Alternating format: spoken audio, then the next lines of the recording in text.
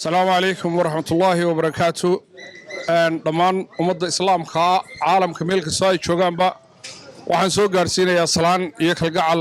walaaltinimo walaalayaal waxaan doonayaa halkan inaan idinku soo gudbiyo baaq aan kaga hadlayno masaajidka Al-Huda East London ku yaala masaajidkaas oo ahaa masaajidkii Soomaaliyeed ugu horeeyay ee laga dhiso London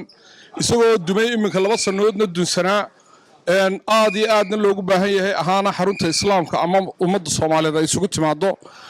wax kasta u qabsato maanta uu duusay yahay waxaana laga dhisayaa 5 dabaq oo masaajidkii 5 dabaqadood baa laga dhisayaa masaajid 5 dabaqa sida darteed lacagta badankeeda waynu haysanaa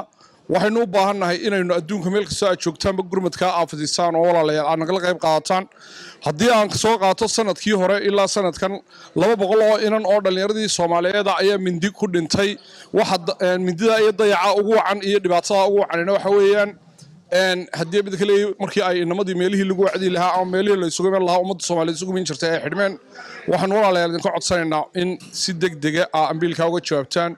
oo haddii mid kale yahay masaajidka dhismihiisa uga qayb qaadataan maanta waxaynu haysanaa lacag ku dhow 1 milyan wax yar baa inaga dhiman bisha lixaadna wuu istaarmayaa walaalayaal waxaan ka codsanaynaa inta ka hadhay inaan nagala qayb qaadataan oo adduunka meel kasta aad joogtaanba ambiilka